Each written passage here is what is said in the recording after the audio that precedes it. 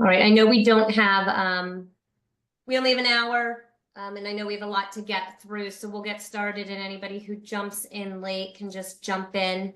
Thank you all for joining us for Converge's presentation today on transforming your HR function into a growth engine, presented by our founder and CEO, Mark Izzo. If you have any questions, you can put them in the Q&A or put them in the chat. There also will be some polls throughout that you can participate in as well. So Mark, I'll let you take it over from here. Sure. Thank you, Anna. Yeah, I would appreciate if everyone would participate because we could obviously learn from each other. We'll have some insights, and I'm sure each of you will. So participate in the polls if you will. I think there's 4 of them, and we may have some questions going throughout the session depending on time, and which you could send put into the chat, and Anna will be managing that for us. I want to talk a little bit about the framework model, which has been an evolution over the years for a number of reasons. The workplace has changed significantly. The dynamics since 2020 have changed the workforce as well as the workplace, and we're also envisioning what the future of the workplace will look like as we what the wants, needs, and desires of the workforce will be going forward.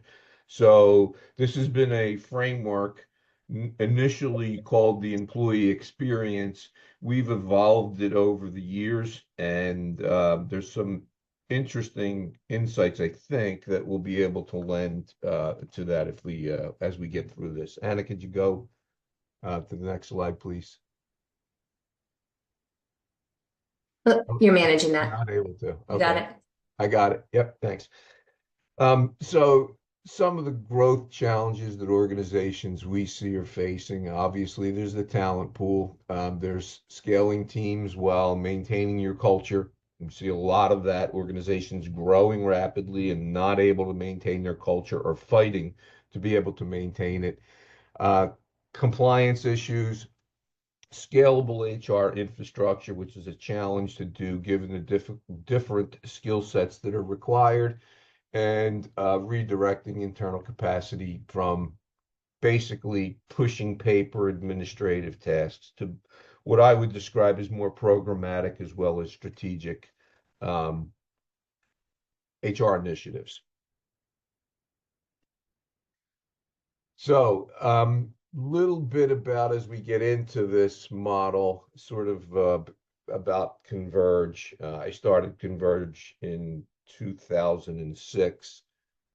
We've evolved our model over time, which has led some insight into what you're going to see in just a moment or two in terms of the evolution of the model. We also recognize that most organizations from an HR perspective are dealing with 3 distinct skill sets. One is those that are interested and good at doing administrative tasks and the technical related tasks. The second being more programmatic, and the third being more strategic. And so we bring that skill set, those various skill sets, I would say, to our clients and to potential prospects. Converge does a number of things. We do HR consulting, we do HR outsourcing, we have a recruitment suite of products, and we also are involved in leadership development. So let's look at the current landscape. Often viewed as reactive, HR is, and I know that's the fire that we live in. Companies outgrow their HR infrastructure due to mergers and acquisitions, et cetera. This model, actually, that you're going to see in a moment, can be used as a very good due diligence tool for that particular need. And leadership lacks visibility into a dashboard of people metrics. So some of the consequences of those challenges are turnover, lost opportunities for growth, and operational inefficiencies, meaning we're constantly doing the same work over and over and fixing it and doing it over and over, et cetera. So, why is a new approach needed? I mentioned already we have significantly evolved our work models. Our workforce needs have significantly evolved. We envision that they will continue to significantly evolve and hope. And our job is to help clients and eventual prospects to be prepared for that. There are changing employee priorities related to work-life benefits, work related to wellness, and so forth. Technological advancements, not only in the technology that we use on a daily basis, but now with AI, et cetera. And then obviously we talked about reactive HR models. What I would add to this slide is just a general comment that why do we need a new approach? Because the old employment contract no longer exists. It hasn't existed for a while. And I don't mean a written contract, I mean the conceptual contract of the employer-employee relationship. It's significantly different now than it was in 2020, than it was in 2015, or than it was, in 2000. So that model, that employment contract, cradle to grave employment and everything associated with that no longer exist. And the workforce needs to, they understand it. They just need support from their employers as to how to navigate that. And I think we have the solution for that in this particular framework model. Here's just a transformational quote from a client of ours. We couldn't have grown from 100 to 500 plus employees without transforming our HR function. Having the right infrastructure was essential to our growth, which makes complete sense, right? I mean, if you're growing that significantly, you have to transform your HR function, and you have to have the right people in the right seats doing the right things. Here's an overview of the model, and this gives you a sense of sort of what this framework looks like. So this used to be the employee experience when I grew up in HR, and it still is. There's a little bit more than maybe what I was used to, but the difference is there's a couple of differences that I want to point out before we jump into the details. One of the differences is that these components of the employee experience, the framework as we call it, are all interconnected. It used to be when I grew up in HR that these were individual specific activities that employers did, quote unquote, to the employee. They provided these things to the employee, but now they're interconnected. They grow on each other, they build on each other, starting with recruitment and selection and brand awareness, all the way through to retaining employee or someone leaving and having happy alumni, right? So the number one, they're all interconnected. And the second big difference is I'd ask as we go through this discussion to please look at this from the perspective of the employee, not the company and not the leaders or the managers. Look at it from the employee experience. What is it that they feel? What is it that they see on a daily basis in the organization? And again, tying that to the interconnectivity of each of these particular items. So our approach, we focus on a number of different things here. One of them is operational effectiveness. Obviously, risk and HR go hand in hand, call it compliance, call it risk management, et cetera. Expertise, access to expertise. And I mentioned before, one of the things that we're able to do, given what we do with clients, is provide the administrative, the programmatic, and the strategic support. And that's hard to do when you have a department of one, right? And it's even hard to do if you have a larger department, but nonetheless, you have to have those particular skill sets in order to be able to accomplish this model. And again, looking at it from the employee's perspective, what do they see as they go through this employee experience with your particular company? And then our model is based on fixed HR cost, right? So it's predictable. You understand what the expenses are going to be. They're the same every month based on the current scope and definition of what the work is that we're going to accomplish. So that's sort of the way we look at the model from a 50,000-foot perspective. Um, I want to talk a little bit about the sort of the service ecosystem, and this is highly customizable based on the organization. So we start with strategy, we talk about policy management, we talked about employee life cycle already. There's a big, healthy dose of compliance in there. We talk about performance management systems, ongoing employee relations, and that employee experience, and then defining solid processes and optimizing them so we're not doing rework over and over again. We do this through three different areas, essentially all under the Converge umbrella. One is consulting services, one is advisory services, and the other is HR outsourcing services.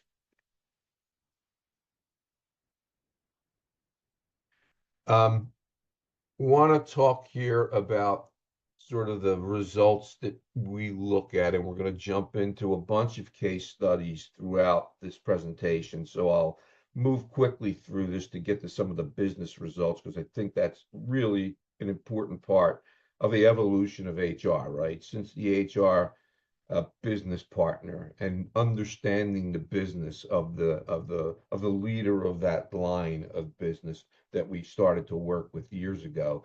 And it's ultimately critical that we focus on that again today and going forward.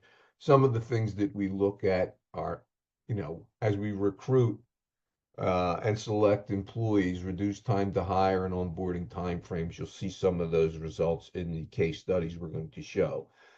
Employee retention and engagement. We're going to talk a good deal about that. We have a number of clients that have really significantly induced their let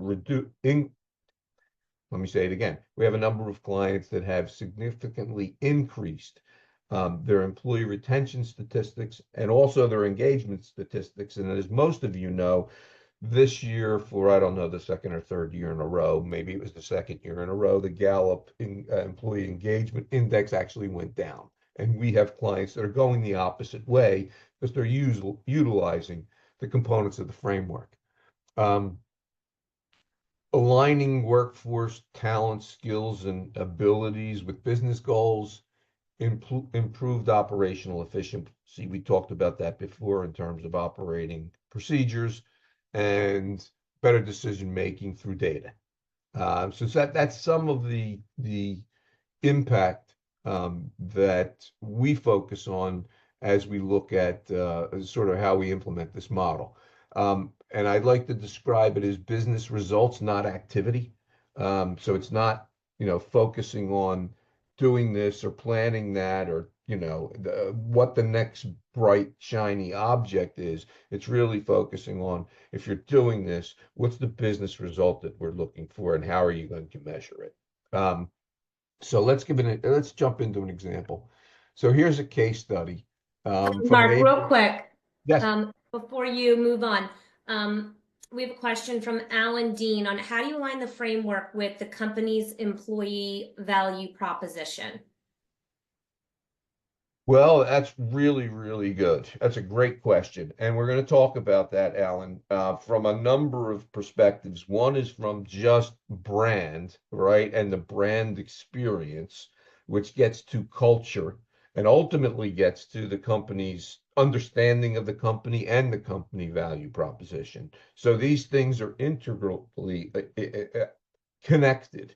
And you'll see as we go through this, I don't want to jump too far ahead in the answer, but I recognize and I appreciate the question. Each of these components is directly tied to that value proposition of the company. So we look at it through the lens of when Dave starts to go out there and source for people, he's selling the company, he's selling the brand, he's selling the image, he's selling the value proposition, etc.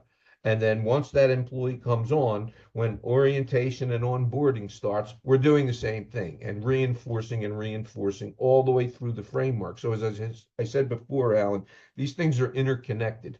It used to be these were disparate activities that we did to an employee. Now it's an interconnected framework of how we drive the brand, the culture, the values, the mission, the value proposition, the business model itself, etc. So I hope I got to that, and I think we'll hit on this as we go through. Um, Jumping back here to the case study. Um, this organization had significantly high turnover amongst these behavioral technicians, 40-day onboarding, 40-day plus onboarding process, which I don't think was an onboarding process. It was more as a series of activities, checking the box, compliance related things, and filling out forms. No systems for tracking employee departures, inconsistent HR practices, and they had clients that they weren't servicing because they had staff turnover and they had staff shortages, and it took 40 days to get somebody up and running. So, plus they had, to compound matters, significantly ambitious growth goals, right? They wanted to go into a bunch of different states. I think they started out when we started working with them with one or two states, and that has grown significantly. They were at several hundred employees. They wanted to scale to 1,000 employees, and currently, at the time, their HR function was unable to support their growth. So now let's talk a little bit. That's the challenge. Let's talk a little bit about the results. So these are the business results that I was referencing earlier. Before, HR was seen as corporate handcuffs and what I would describe as the policy police. So we were getting in the way of things getting accomplished from the business leaders. And after, HR is seen as a strategic growth enabler. And you can see the quote down there from the client. HR is really here to help a business grow and help the people within the business grow. They reduced their onboarding time down to 14 days. They increased provider stay time by 5.5 months. They scaled from 100 to 500, and now they're north of that, and their goal is 1,000. They're building an infrastructure or built an infrastructure for multi-state expansion, and they focused on career development pathways so that a lot of these hourly employees would come in and this was it. Dead end job, nowhere to go, disengaged, a lot of turnover. We fixed that through looking at this model and recognizing what the company was trying to accomplish in terms of what their value proposition was. Going to jump into the model itself and talk about recruitment and retention. And Dave, if I think we'll be able to hear you, I may have some questions for you just as we go through this. One of the things that I'm big on, and I know Dave is, and his team as well, and that is sort of the stressing of the brand. The first time you go out there and put a posting up, depending on the applicant tracking system you're using or wherever you're going to post, you're putting your foot out there, you're putting your brand out there, you're putting your value out there, and it needs to be done right. And because of the interconnectivity of all this, that brand follows that employee, and that employee should actually be living that brand all the way through this employee life cycle and framework. Um, I've always said you hire for fit and you teach for skills. I know that is not 100% waterproof, but it's a good way to think about this. Sometimes we get caught and can't get out of our own way because we have to have these boxes checked off. They have to have all this experience. Maybe they don't. Maybe we need to think about it differently and find out if they're the cultural fit that ultimately we could teach and mend and mold into being the employee that we'd like. And the other thing I would mention is not only with this brand development, this is the beginning of the engagement process. critical to understand that. So when you place that job ad, when you post that job, when you do that phone screen, when you interview that employee, when you take them on a tour, all of that is about your brand. All of that is about your organizational value. And all of it is the beginning of the engagement process. If it's disjointed, if it's not employee focused, therein lies a problem. So some of the other things we look at here, streamlined candidate process, strategic skills, cultural screening, again, what we talked about earlier. Look for the skills you absolutely need. Don't overdo it. Look for the cultural fit. Data-driven decision making and working with that candidate throughout the process to build trust all along the way, because it's your first step out there. And again, it's your brand and its engagement and so forth. Dave, anything to add there that I may have missed or that you want to emphasize? No, you didn't really miss anything. The key, I think, to what you were saying is there's a quote. Peter Schutz, the former CEO of Porsche, is credited with saying, "Hire character, train skill." And I think that it matches perfectly with what you're saying, and aligning the hiring decision around the people that will be effective, because there is a difference between the right person and the best person, because they're not always the same. And so that the right person for the job may not have all the skills, but has the right attitude to either get them or compensate for them with a high degree of energy and motivation and engagement. Got it. I appreciate the color commentary there. I'm going to also probably ask you to chime in here on this next one. This will give you a sense of sort of what we do from a recruitment selection process. Dave always says this, so I'm going to take a little bit of his thunder, but then I'm sure he could add some color commentary to it. He says companies are really good at hiring. They do it well. He always says this. He said they're not good at recruiting. It's the sourcing part. It's the recruiting part. It's the screening part that really companies struggle with. So we'll talk a little bit about that in a moment. Here's the menu of services that we offer underneath Dave's stewardship, right? So the first is sort of recruitment partnership or recruitment process outsourcing. We're your quarterback. We manage it all for you. We take it over for you. You don't need to worry about it other than actually at the point of offer or at the point of interview and then the point of offer. But up until that point, Dave and Dave's team they're managing all that for you. We do advisory work around recruiting. So somebody that doesn't need a lot of they're not placing tons of positions, but they need advice on how to do the work, what does the recruiting process look like, audit it and redesign it. What type of applicant tracking system are they using? Making sure that managers are trained, they know what questions to ask, what questions not to ask, and how to score those questions. We do placement work. So we basically go out, we have a very competitive fee because we have an infrastructure built and we're not a placement firm. We're a consulting firm. And so we're able to do search and placement for a variety of positions. Literally, we're doing them right now for, warehouse positions all the way up to, what I would say to be mid to higher level management roles.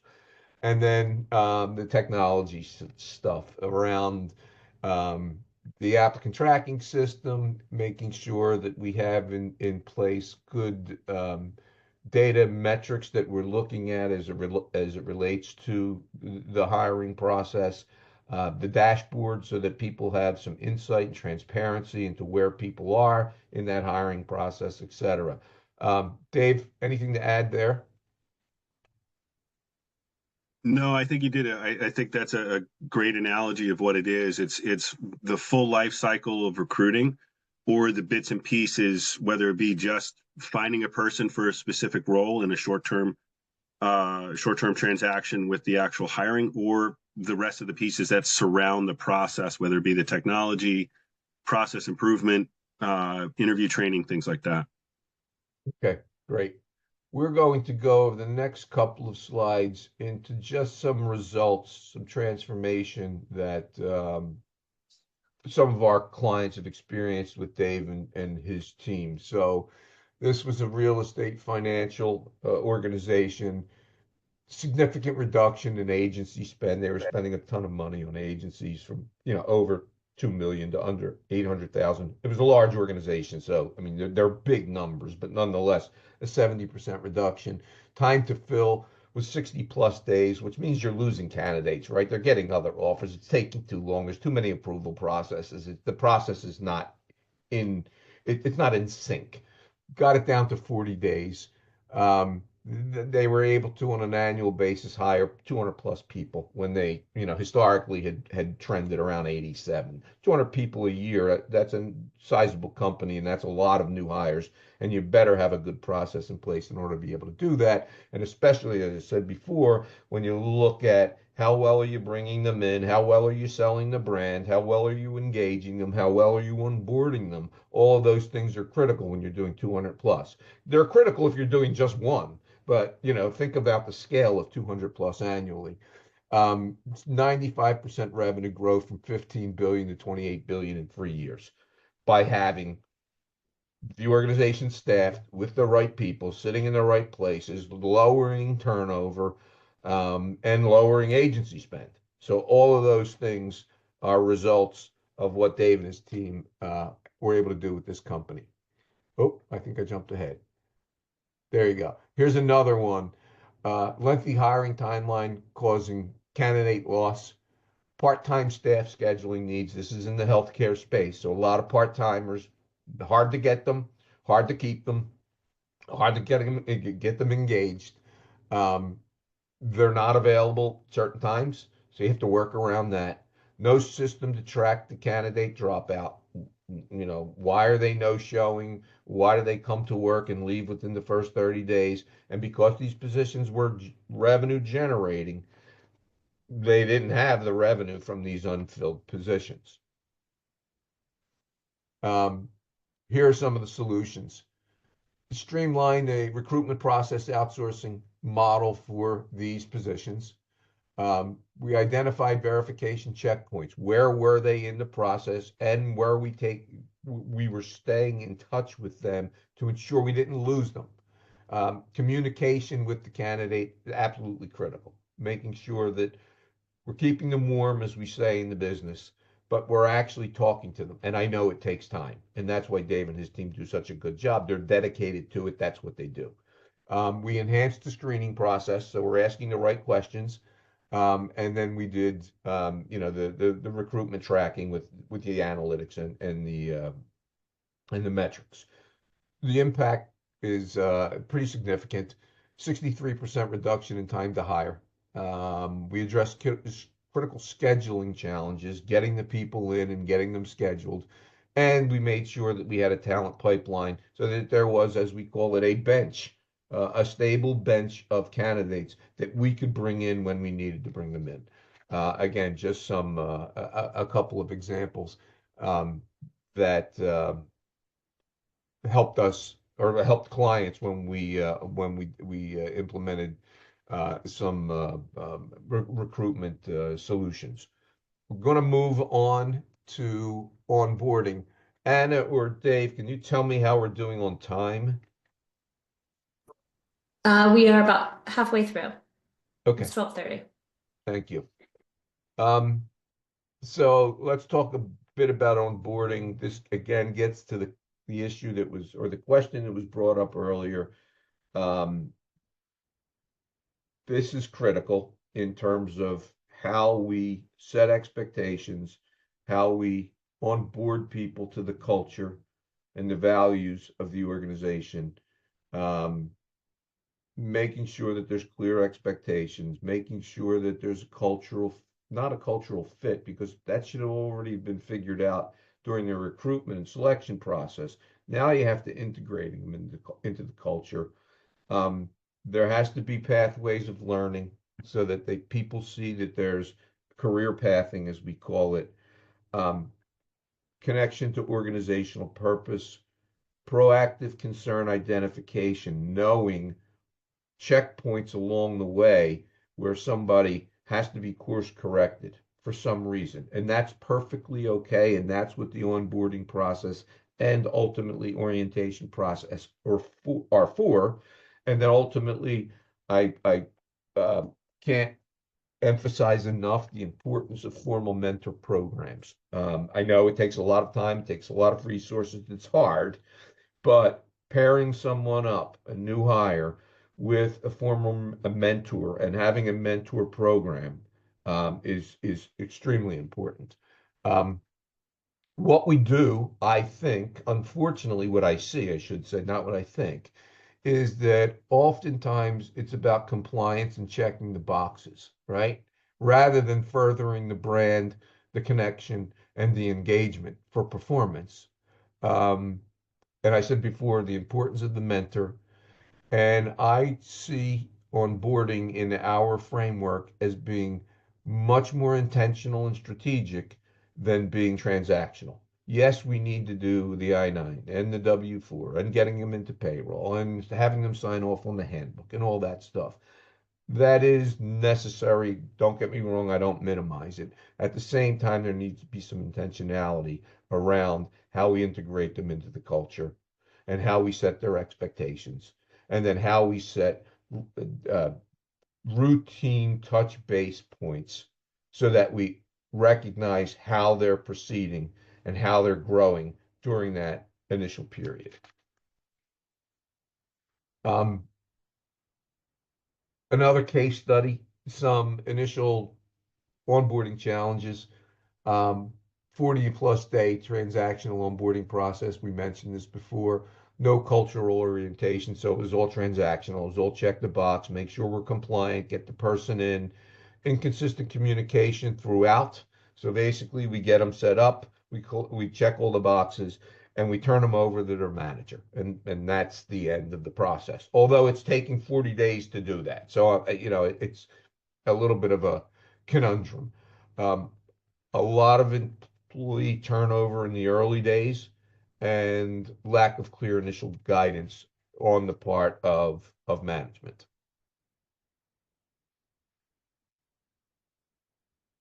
Let me go over this next slide and then ask a question, and we'll see if I can jump into the polling here to get this done. So the redesign of the onboarding process, we got it down to 14 days, which is really, really good. We focused a lot on cultural orientation. We focused a lot on the mission, the vision, the values of the organization.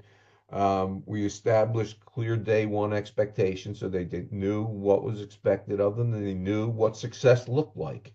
And we developed strategic check-in points so that there was somebody who was checking in on a routine basis to see how these employees were doing and then focusing on their success and connection. The results dramatically reduced early turnover. Remember, I said a lot of turnover, a lot of vacancies, and these were positions that were revenue generating. So when you don't fill them, you're losing revenue.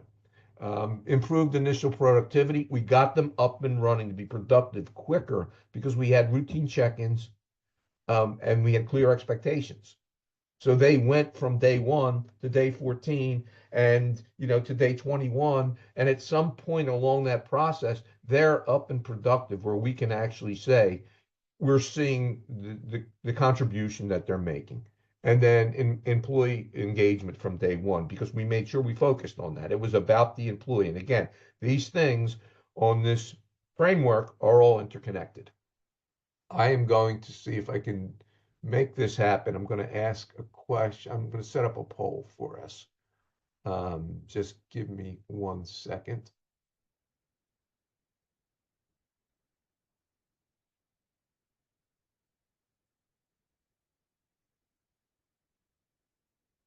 Okay. How long is your current onboarding process from offer to acceptance? I'm sorry, from offer acceptance to full productivity. There's a couple of different choices here. Can you please enter your choices and then we'll do a quick review of the poll.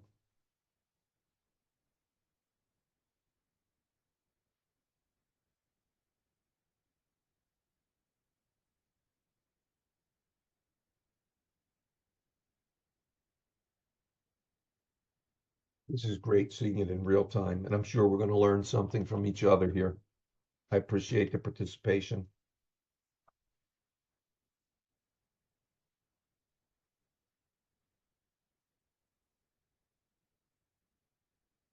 Excellent. Okay. So the results are in.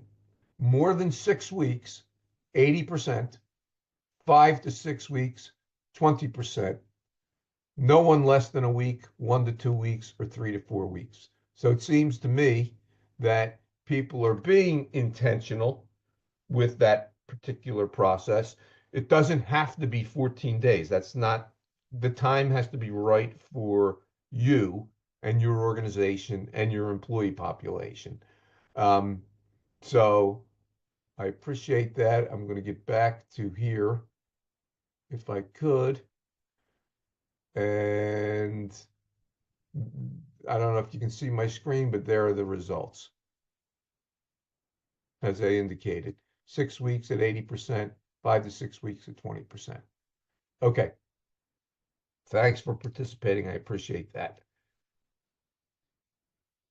Going to move on to learning and development. One of the things I didn't mention earlier, which I should, is that if you look at this employee framework, one of our goals as a consulting firm was to make sure that we provided all of the solutions on this particular framework.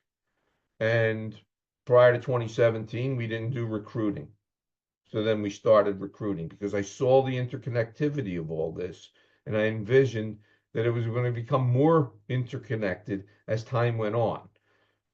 As of 2021 or 2022, we didn't do leadership development. We did some learning and development over here, but we did not do it like we're doing it now.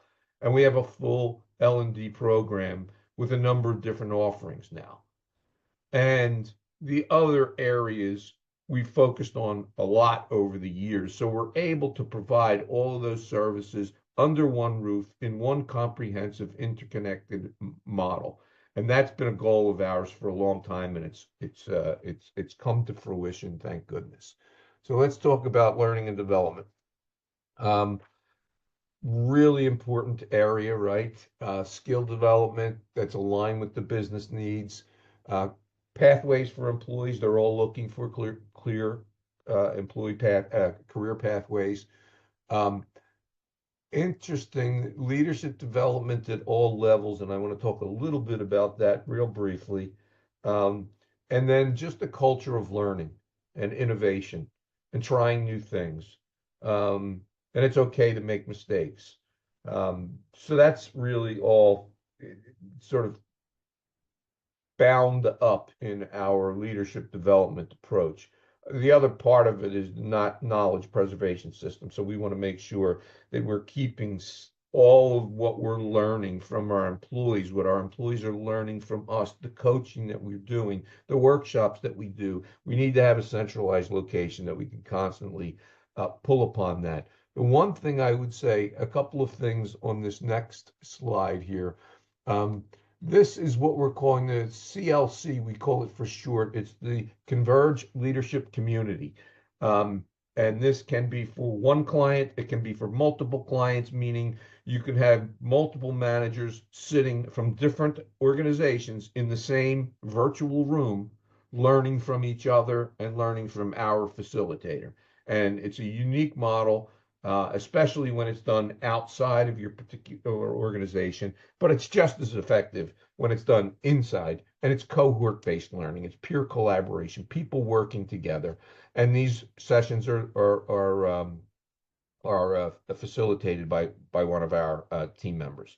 The other thing on the leadership coaching that is really important, and we see it over and over, and we're constantly struggling with how do we get through, and that is emerging leaders, meaning those new supervisors that, yesterday used to be significant contributors, and now they've been promoted. And now, what have we given to them to ensure that their promotion is going to be successful and to ensure that they are going to be successful?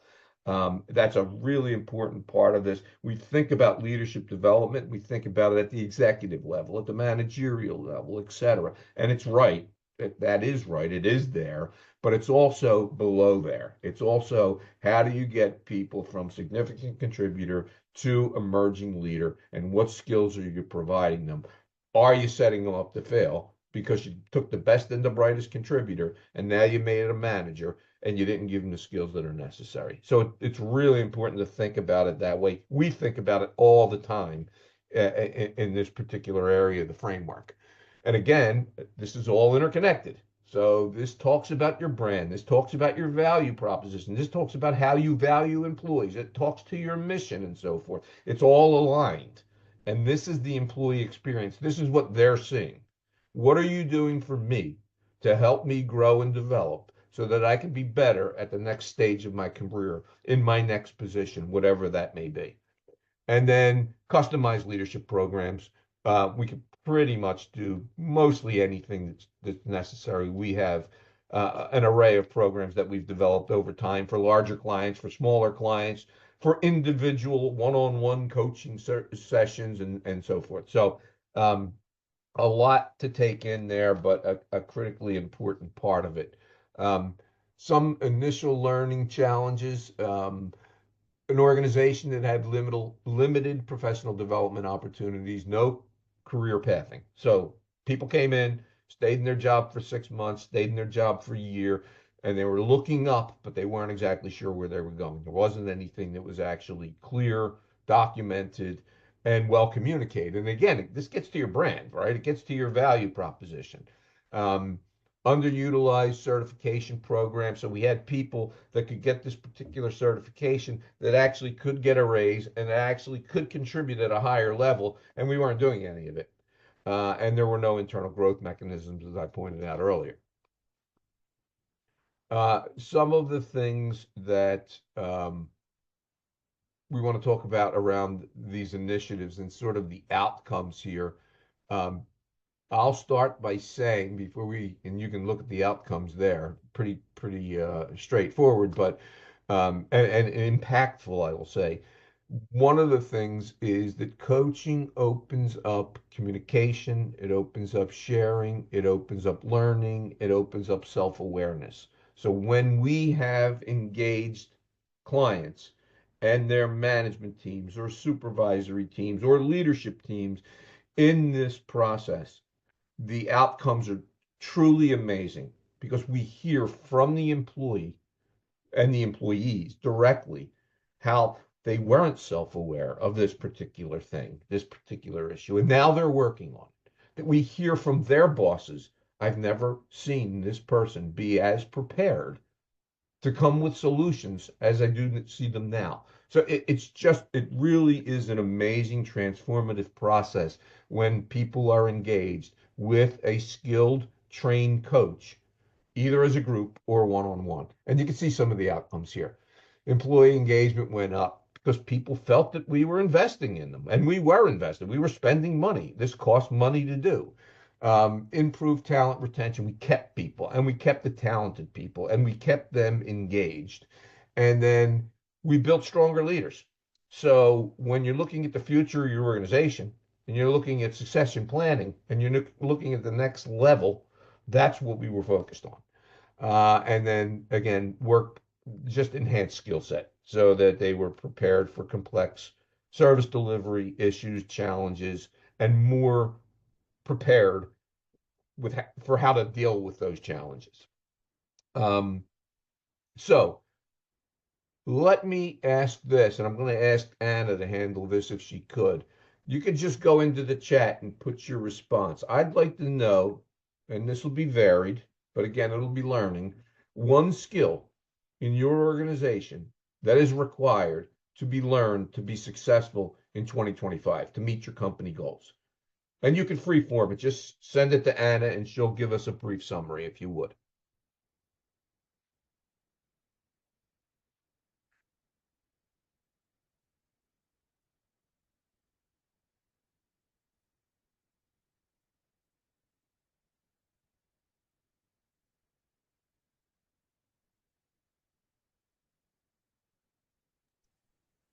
Can you repeat the question? Want me to repeat the question? Yep. What is one skill that is required for your employees to help meet the 2025 goals of the organization? Someone said collaboration, Good one, communication, for sure. specialized facilitation.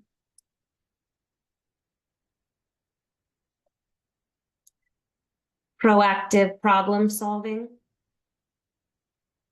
That's a big one, for sure. We've actually been engaged with clients over that particular issue right there.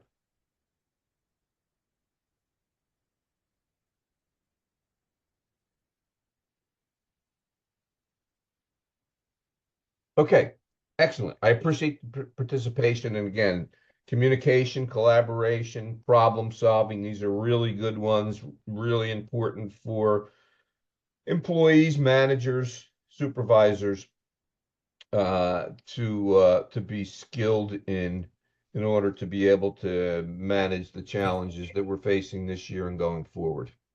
Anna, thanks for that.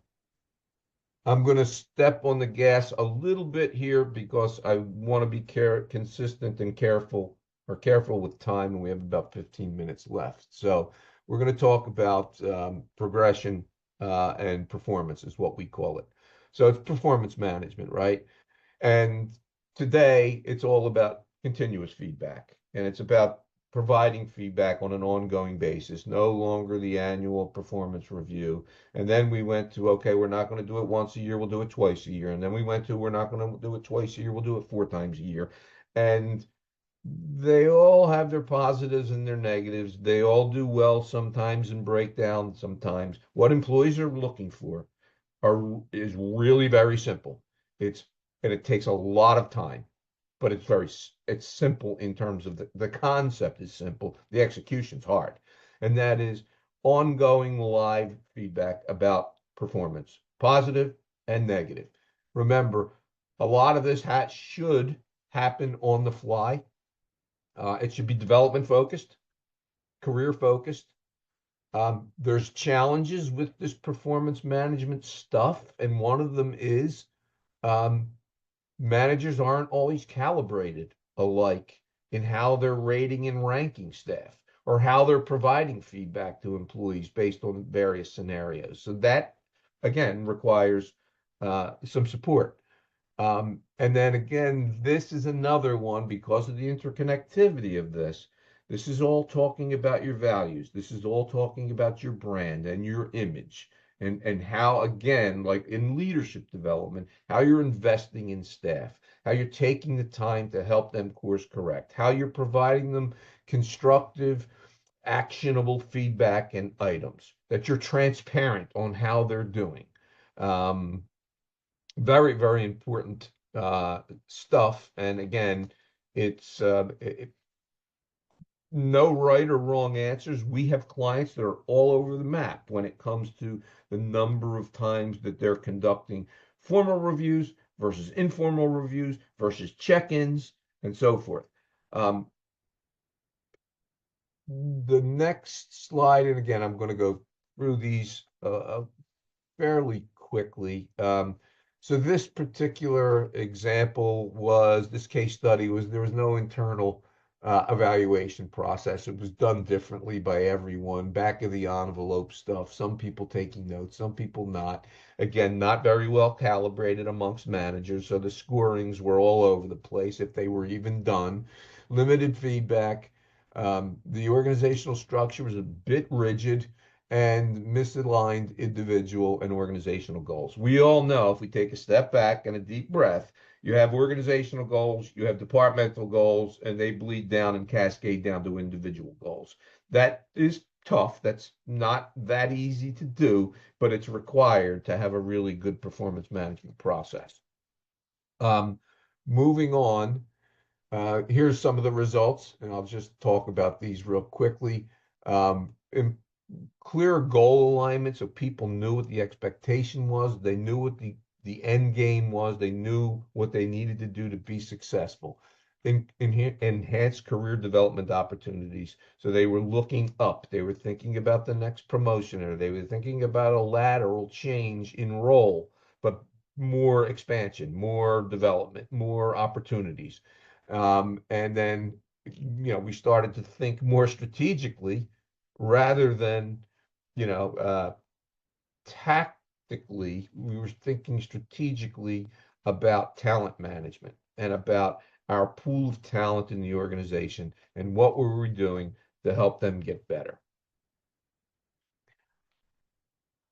Talking about rewards and recognition, and this is just not about comp, right? So the Gallup engagement survey, which I said went down again this year, it's I think at 31%, talks a lot about recognition, and it's not necessarily talking about writing a bigger check. It's talking about the thank you. Somebody in the last 7 days gave me feedback on my performance. Pretty basic things. Again, they take a lot of management time, but they're pretty basic things. And again, very consistent with your organizational brand. So it follows from the time of recruitment, when we first put that job posting out there, all the way through this. Now we're talking about how we compensate people. A lot of organizations we deal with do not have a compensation philosophy. So they may do it well. I'm not saying that they have to have a compensation philosophy. I'm saying that that adds a level of transparency in decision making to the overall process. It sets parameters, guardrails, if you will, so that managers know and that employees know what is going on in the world of compensation. And are we doing surveys? What are the other forms of compensation like bonuses, et cetera? Again, this doesn't all need to be dollars and cents, but when you are talking dollars and cents, we should have some type of North Star. We call that a compensation philosophy. Again, some redesign issues or some challenges that we had here in terms of pay practices, a no structured raise or promotion process. People didn't know how to get to the next level. There was no compensation transparency. And I will say one thing. When I grew up in HR, everybody was hush hush about money. And the reality that I learned over the years is that the only people that don't talk about money are management. Employees always talk about money, always. So when there's no transparency and Dave gets one amount of money and I get the same and I get something different and we're doing the same job, that just leads to a whole bunch of problems, as you can imagine what they are. But the whole idea of pay transparency is really important. I want to move on to the next level and then start to wind down and maybe take some questions at the end if there are any. So as you get through this framework, you get to the employee has experienced all of this, and hopefully it's been a great experience, and you retain that employee, and they're happy, and they move on, and they continue to grow and prosper and develop and contribute and so forth. Sometimes you don't keep employees for any number of reasons. They're poached. They want to try something different. They want to move in a different direction. They're unhappy. I think it's really important to focus on happy alumni as much as you can. I know it's not a panacea. I know not every employee leaves your organization is going to be happy. But if people are leaving on good terms because they want to grow, they want to develop, they want to try something different, they have a better opportunity out there. I think that's a big brand issue for you, a big positive brand issue for you in having happy alumni. And then there's a whole offboarding process, making sure you're doing it right. Remember, we spend so much time, 5 to 6 weeks and 6 weeks and more on onboarding. That's a big commitment. We need to make sure we're not going to spend 5 to 6 weeks or 6 to 8 weeks on offboarding, but we have to make sure we do it right. And we have to make sure it's consistent with our brand and our culture and our values and all the things we've talked about before. I love the idea of stay interviews. We do a fair amount of them, which they give you early information before it gets to the exit interview. At the exit interview, it's now, okay, what are we going to do with the information we learned? But that's too late because I've already left. But if you're asking me on a stay interview why I'm staying or why I'm unhappy, why I would consider leaving, that is a whole nother dialogue, and it's more constructive in my mind. It gives you early warning signs. And again, you have a structured exit interview process. You want to make sure to have positive alumni relationships when people leave. And then what are you doing with the exit interview and the stay interview information that you get? It needs to be data driven, and they need to be funneled back into the system to make sure that you've learned from what you've heard and you're acting upon it. Some challenges here. There wasn't a whole lot of active data on employee departures. We were reacting when people left. People are leaving, we're chasing them down. We didn't do any stay interviews. We didn't have a structured exit interview process, and we didn't have any data based on that. And so what we did is we reduced the turnover cost by focusing on data collection, focusing on early warning signs and stay interviews, making sure we had a feedback loop with our employees so they felt comfortable coming to us and we felt comfortable going to them, finding out what was going on in their world. And then these are some of the results that we have. So let's talk a little bit as we wrap up in terms of what this implementation approach looks like, and sort of how we envision it at Converge. And this is our implementation approach. We look at discovery and assessment, where we're trying to analyze what's actually going on in the organization, what's going on in HR, what are the deliverables, and most importantly, as I pointed out multiple times throughout this discussion, what are the metrics that we're measuring and how are we doing against those particular measurements. Then we talk about strategic planning, workforce planning, if you will. And what does that roadmap look like? What change do we have to, are we going to be faced with, and how are we managing that particular change? And then we get to the implementation phase. Usually it's a phased approach, managed change approach. There's regular checkpoints, and it's one of those plan, do, check, act, right? So you get to the implementation phase, and you may have to adjust, and that's okay. That has to be built into your plan. And then there's the continuous improvement part, which is sort of what I just hit on there. So that's sort of the way we look at this overall. It looks very simple, but when we apply and look at it through the lens of the framework, there's a lot of pieces to that, as you've seen as we went through earlier. One of the things that I want to talk about here is really transforming the HR function in your organization. If you have one, transforming it. If you don't have one, making sure that it doesn't get tied down in being an administrative burden and becomes more of a programmatic and strategic asset to your organization. HR outsourcing, we become your strategic human capital partner. We focus on workforce effectiveness, and we focus on organizational performance and employee performance. And this is sort of the lens, the framework that we've given you of how we do that. Some of the critical success factors that we have seen in organizations that we've worked with, either on an advisory level, consulting level, or an outsourcing level, or we've provided recruitment services to, or leadership development services to, are, and these are some of the components that are absolutely required for success, and that is strong leadership commitment to this, right? Probably going to have to write a check, and otherwise probably going to have to commit time to it and have to cheerlead it. There needs to be HR and business goal alignment. I talked about the cascading before, cascading from the organization to the department to the employee. Realistic change management support, because anytime you're implementing something new, it's change. Making sure that you can measure it, and making sure that you're constantly communicating and getting buy-in. And again, all of this is consistent with what we talked about before in terms of your brand and your image and your value proposition and so forth.